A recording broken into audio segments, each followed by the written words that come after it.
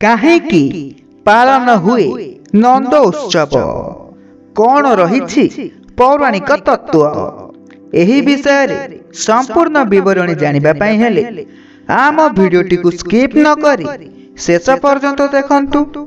ଯଦି ଆପଣ ଆମ ଚ୍ୟାନେଲରେ ନୂଆ ଅଛନ୍ତି, ଆମ ଚ୍ୟାନେଲକୁ ସବସ୍କ୍ରାଇବ୍ କରି ଅଲ୍ ନୋଟିଫିକେସନ ଉପରେ କ୍ଲିକ୍ କରନ୍ତୁ ଏବଂ କମେଣ୍ଟରେ ଜୟ ଶ୍ରୀକୃଷ୍ଣ ଅବଶ୍ୟ ଲେଖନ୍ତୁ।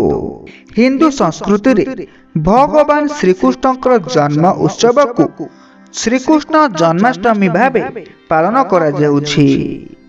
ଏହି ଉତ୍ସବ କେବଳ ଭାରତରେ ନୁହେଁ, ପୁରା ବିଶ୍ୱରେ ଧୁମଧାମରେ ପାଳିତ ହୋଇଥାଏ।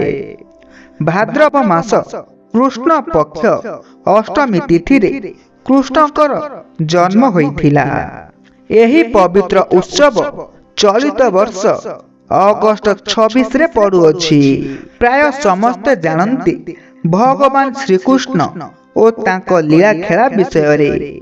ହେଲେ ଆପଣ ଜାଣିଛନ୍ତି କି ଜନ୍ମାଷ୍ଟମୀ ପରଦିନ ନନ୍ଦ ଉତ୍ସବ କାହିଁକି ପାଳନ କରାଯାଏ?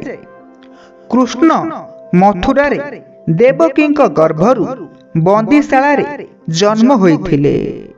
ଅତ୍ୟାଚାରୀ କଂସକୁ ବଧ କରିବା ପାଇଁ ସେ ମାନବ ଜନ୍ମ ନେଇଥିଲେ।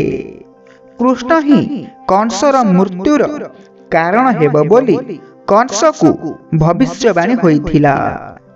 ଏଥିପାଇଁ ସେ ଜନ୍ମରୁ ହିଁ କୃଷ୍ଣକୁ ମାରିଦେବାକୁ ଚାହୁଁଥିଲା।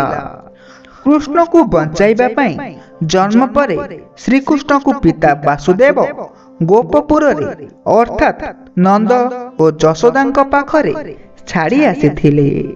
ଏହାପରେ ଗୋପପୁରରେ ଶ୍ରୀକୃଷ୍ଣଙ୍କ ଜନ୍ମ ଉତ୍ସବ ପାଳିତ ହୋଇଥିଲା। କୃଷ୍ଣଙ୍କ ଜନ୍ମ ପରଦିନ ଗୋପପୁରରେ ଅର୍ଥାତ୍ ନନ୍ଦରାଜାଙ୍କ ଘରେ ଉତ୍ସବ ପାଳିତ ହେଉଥିଲା। ସେଥିପାଇଁ ଏହାକୁ ନନ୍ଦ ଉତ୍ସବ ବୋଲି କୁହାଯାଏ। ଏହା ଜନ୍ମାଷ୍ଟମୀର ପରଦିନ ପାଳନ ହୋଇଥାଏ। ଆଶା କରୁଛୁ ଏହି ଭିଡିଓଟି ଆପଣମାନଙ୍କୁ ଭଲ ଲାଗିଥିବ। ଯଦି ଆମର ଏହି ଭିଡିଓଟି ଆପଣମାନଙ୍କୁ ଭଲ ଲାଗିଥାଏ, ଭିଡିଓଟିକୁ ଲାଇକ୍, ସେୟାର, କମେଣ୍ଟ କରନ୍ତୁ। ଯଦି ଆପଣ ଆମ ଚ୍ୟାନେଲରେ ନୂଆ ଅଛନ୍ତି, ଆମ ଚ୍ୟାନେଲକୁ ସବସ୍କ୍ରାଇବ୍ କରି ଅଲ୍ ନୋଟିଫିକେସନ ଉପରେ କ୍ଲିକ୍ କରନ୍ତୁ।